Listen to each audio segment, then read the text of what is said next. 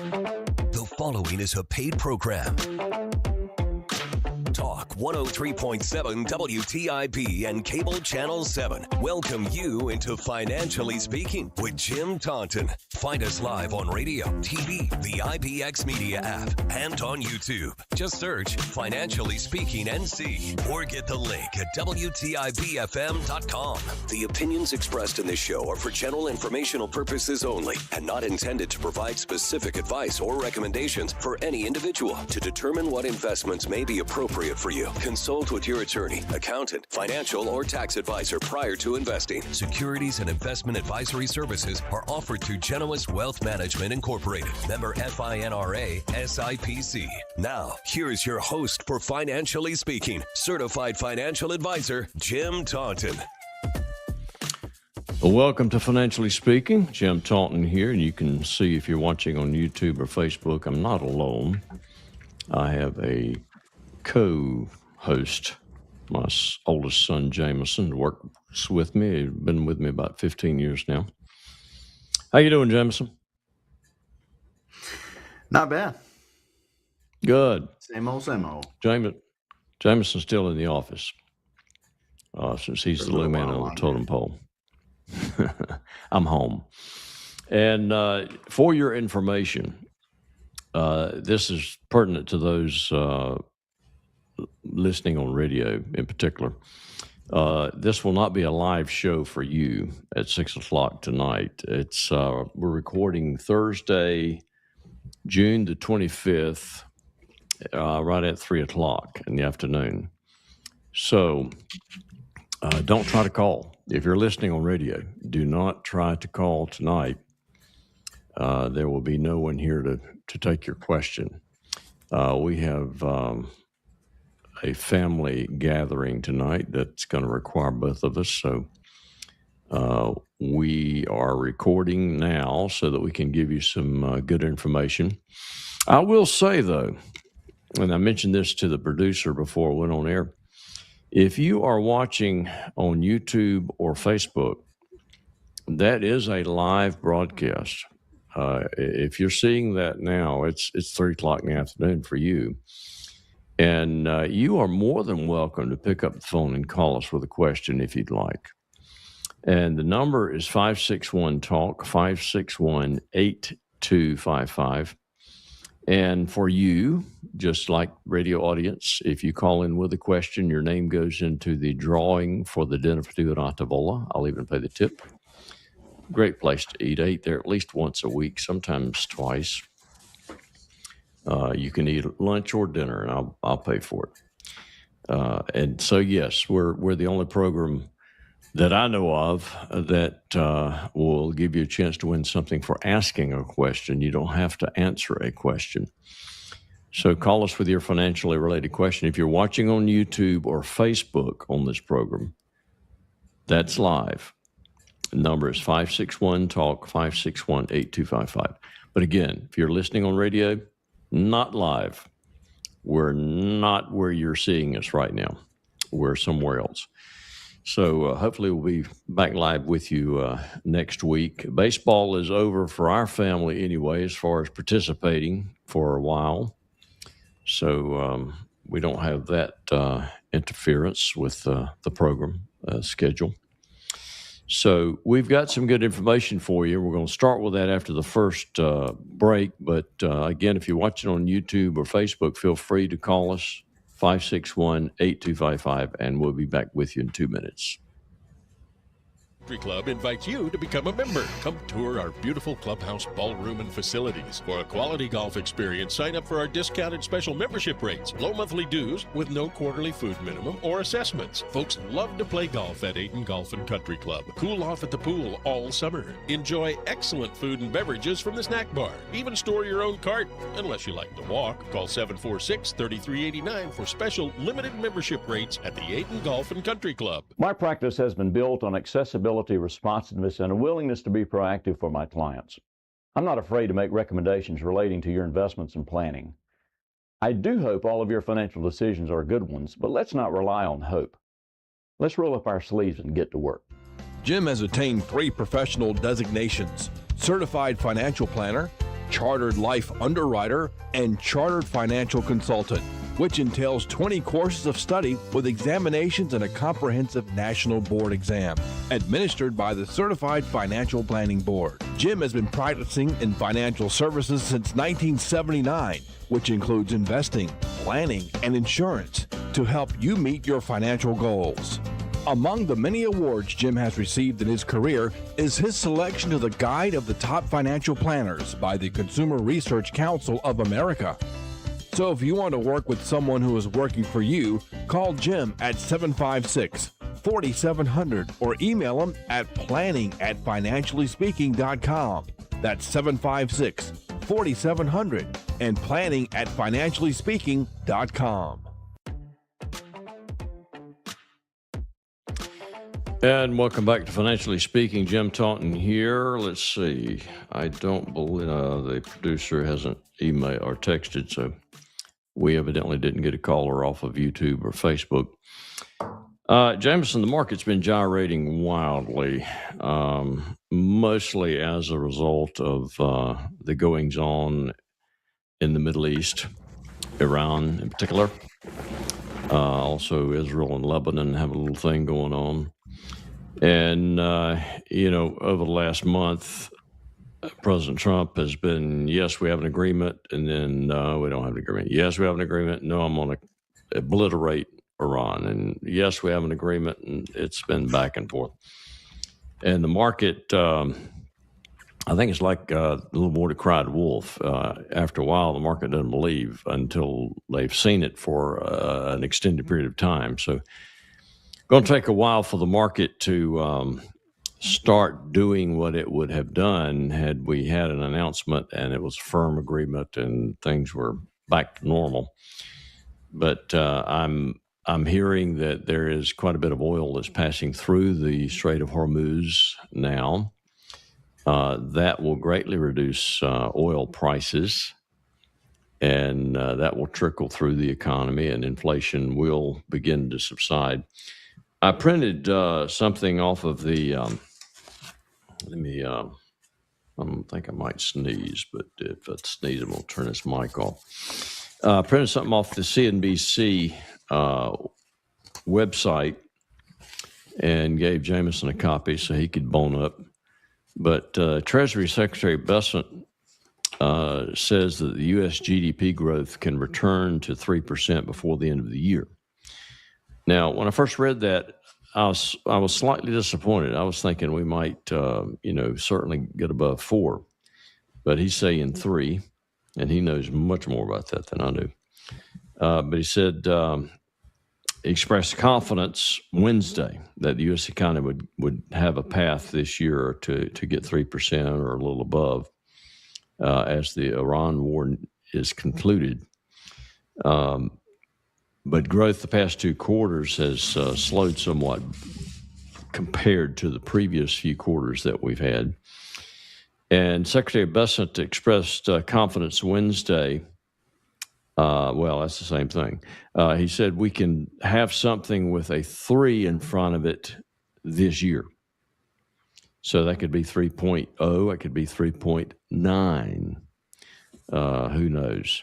Bessent said in a live interview in CNBC, the underlying economy has been strong, and we kind of all knew that. But growth has slowed the past 2 quarters. The gross domestic product rose at only a 1.6% annualized rate in the first quarter after rising just 0.5% in the fourth quarter of 2025. But listen to this. Jameson, I was astounded at what he said. And Bessent, I don't know, Bessent may be the most believable member of the administration. Number one, is extremely smart. His personal life is not something that I would agree with, but you know what? The man is extremely smart and seems to be believable. Bessent reiterated that his 3-3-3 plan is still in reach. And what in the world is that? 3% growth, of GDP, which is strong and sustainable, a 3% deficit to GDP rate, and a 3 million barrels per day increase in domestic oil production. That is quite a plan. He estimated that the economy was running at about a 4% growth rate in February, just prior to the U.S. and Israel launching their attack on Iran. On the deficit goal, he said, I think by the end of the president's term, we can be at something that looks like it could have a 3 in front of it. And what's important about that is when you start paying down overall debt as a percent of the economy, and I can't even read that, the ratio is at 5.8% to the end of 2025. So after holding above 6%, 2023-24, during the peacetime, we've had heavy fiscal spending during the COVID pandemic spilled over into the subsequent years. That's increased the percentage. The budget shortfall stands at $1.25 million through the first 8 months of fiscal 2026, 9% lower than a prior year. The main contributor has been high financing costs, which account for the biggest budget outlay after Social Security.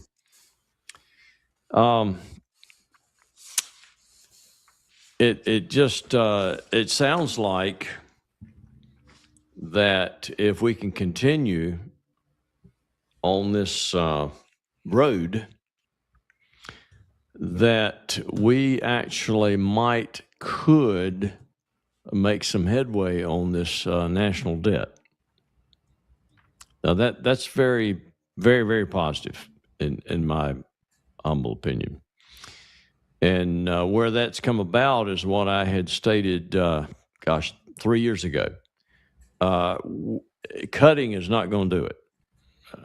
No matter how much you cut the spending, there's not enough spending to cut to make a difference. It's spitting in the ocean. Sounds good. It needs to be done. I mean, we need to be good stewards of the taxpayer dollars, no question about that. But what we're going to have to do is grow ourselves out of this deficit and then attack the debt. And the only way to do that is to increase the gross domestic product, which will increase the tax base or tax dollars that are coming into the government. And that's really, in my opinion, the only way to do it. What say you, Jameson? Yeah, I think it's about maximizing opportunity. And I feel like it's so hard not to just look at the short-term numbers and say, well, if something's lower than maybe you'd want it to be, thinking that's a negative thing. There's always a comfort zone and a good slot for all of the variables to be in, to be an efficient economy. Obviously, you want to maintain growth, but the percentage of growth, comparing two different time frames and a starting point to an ending point, has to be at a steady rate, something that you can maintain for a while, because growth is great, but growth too fast may not be a great thing. So that's why a lot of times they talk about not necessarily the economy being down, but growth slowing. So growth is still a great thing, but growth slowing is a lot different than a market being down. So there's so many factors that go into it. So I think something like a 3-3-3, it definitely makes sense, because you can look at each of those three things that he's talking about and thinking, okay, well, growth. Should we want growth to be as high as it possibly can be? I mean, 3, that doesn't sound very high. The 3% deficit to GDP rate, certainly you could expect more from that. And then the number of barrels of oil that we're producing domestically, wouldn't you want that to be higher than 3 million? So there's kind of a comfort zone. There's so many levers that you have to move up and down that factor in with GDP and domestic and world economies. That you kind of have to find that sweet spot and just adjust along the way. So I think seem to be poised for a good near future, at least. I think what the supply side economist, and this administration is a supply side administration, believes is that growth does not cause inflation. What causes inflation is too many dollars chasing too few goods, and that causes prices to go up. But growth of gross domestic product in and of itself, they're saying does not cause inflation. Now, what we want is sustainable, non-inflationary growth. That's what we want, and it looks like we're kind of in the throes of that right now. And I think the economy certainly could stand an extra % on top of the 3 in the way of GDP growth. But the more growth we have again, the larger the tax base, the more tax dollars that will come into the government, and the deficit will go down.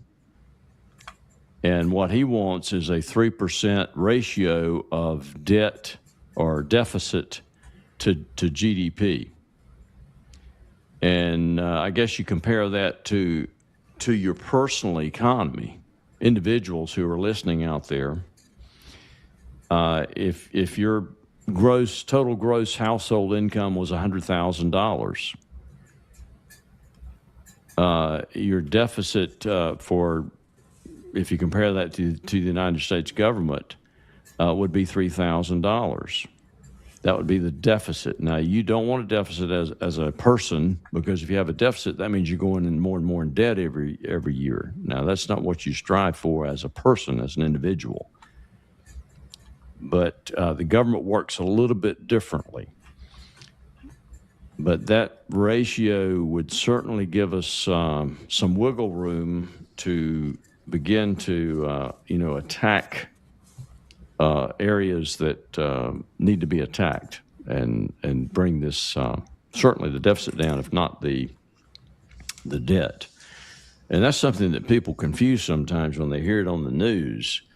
They think they're synonymous terms, but they're not. The deficit is the negative budget on an annual basis, how much more we're spending than we're taking in on an annual basis. The debt is the cumulative total, including interest we're having to pay on bonds and T-bills and all that we're issuing to help finance that debt. And that's over $20 trillion. I don't even know what it is now. It's such a large number. But we have to do something. It just can't go on ad infinitum, in my opinion. All right, another little ditty. Where did I get this one? Let's see. I don't recall. Where did I get this little piece of stuff? It wasn't CNBC, was it? Let's see. Oh, here we go. Potomac. Yeah. Potomac Funds actually sends us an email. I think it's at least weekly, isn't it, Jameson? I think so. I a little bit. Anyway, Potomac is a really good source of information. As a matter of fact, I'm hoping to have their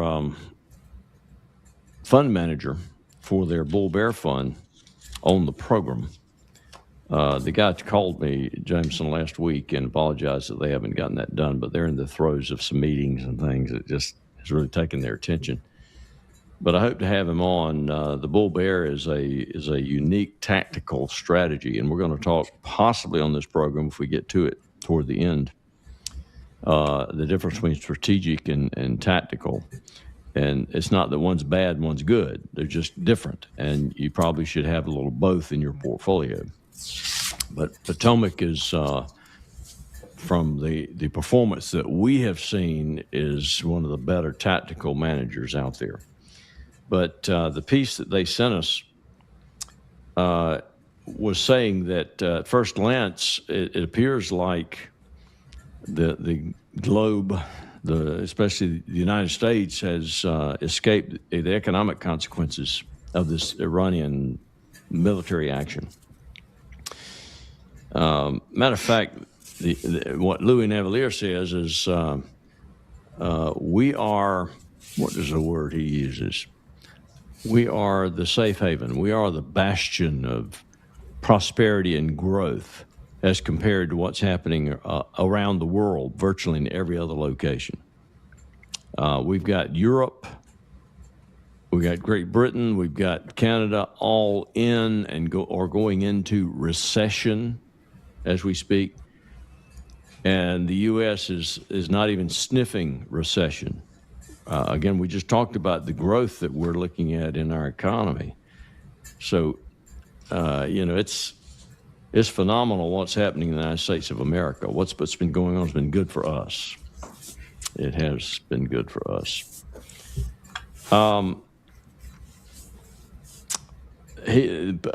Potomac thinks that one of the key reasons why the Fed has taken a pivot in their strategy, and they may actually have a rate increase in store for us this year instead of another decrease, is because Treasury yields have gone up. And partly because of the conflict in Iran, but Treasury yields going up appears to be a driver behind the Magnificent Seven stocks going down.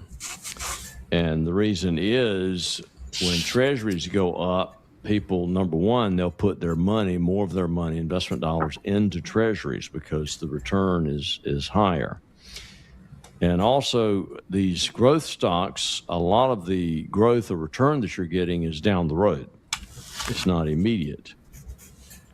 And whereas Treasuries will give you an immediate, return on your money, albeit very low, in my opinion. I don't know why anyone would ever take long-term investment dollars and invest in treasuries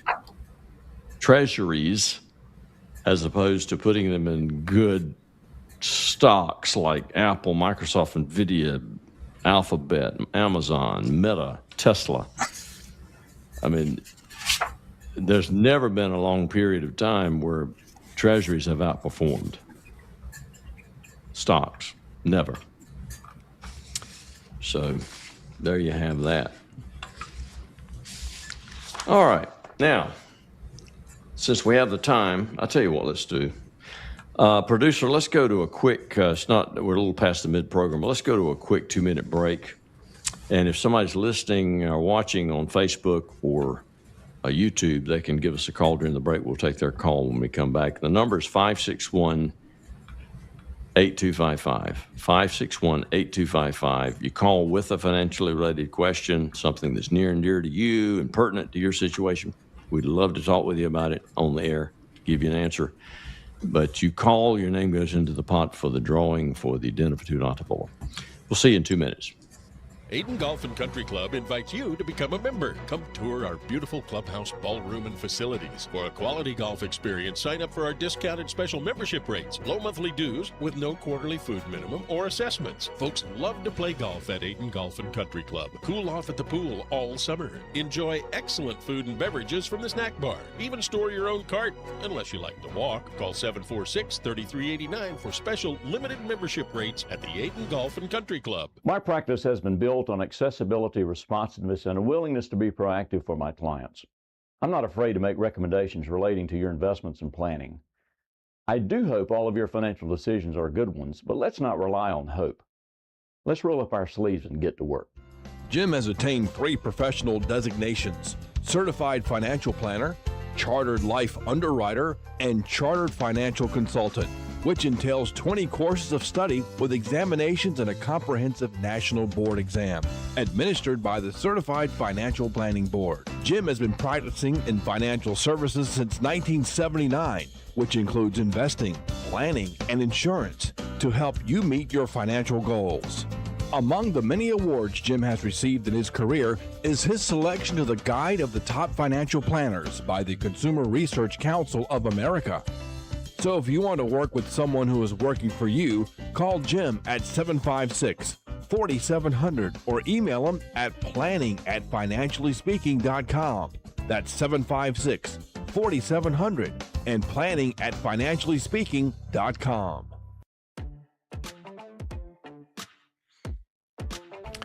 Welcome back to Financially Speaking. Jim Taunton here with Jameson. And let me give out some contact information. And we don't have that much time left. We've got about 5 minutes. So getting into the material on strategic versus tactical would almost not do it justice if we started that now. But we'll see what happens. But if you have question about anything to do with you financially, or you just maybe want a second opinion about your investment portfolio, we'd love to sit down with you and talk. And the number of the office is area 252-561-4700, 561-4700. Our email is jameson@financiallyspeaking.com, and that's Jameson with an E, Jameson, Jameson@financiallyspeaking.com. And our website is J. Taunton Financial. Our last name is Taunton, jtauntonfinancial.com. And on that website, you can find out probably more than you want to know about Jameson and myself. And also, there's an inquiry page. You can go there and fill a few things out, click send, and boom, we get an email and we'll respond. But the first meeting with us is absolutely no cost, no obligation whatsoever. We just want to find out if we can be of service to you in some way. So we'd love to sit down with you. And I think what I'm going to do is just generally tell you what strategic and tactical is. And then maybe next week we can get a little more in depth.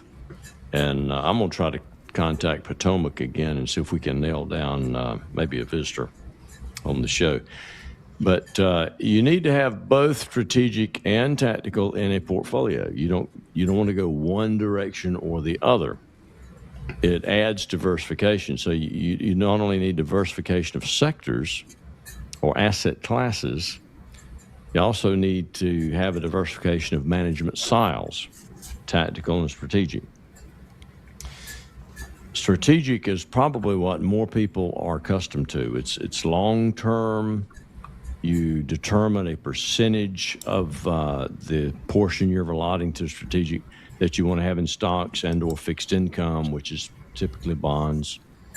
And you find good positions and you hold them for a long period of time. You're not making changes in that allocation on a daily basis. Whereas a tactical manager will have a very short-term horizon for something that he's buying in the basket of stocks or bonds that he's holding, and he'll actively shift the allocation away from a baseline target to capitalize on market opportunities or to avoid downturns. And that's what the Potomac Bull Bear does, that Bull Bear strategy, and it's performed extremely well. Now, I will tell you, Jameson, and you've heard this before, some years ago, and it's been probably 15, 20 years ago, I was enamored with the tactical style and put some money with some tactical managers at that time. And those tactical managers did not outperform the strategic, even on a short-term basis. And a little bit disappointing, but we moved away from tactical at that time. But we're going to talk more about that probably next week. We've got music in our ears, so we've got to get out of here. As always, this is Jim and Jameson Taunton helping you make all of your financial decisions good ones. Good night, everybody. Good night.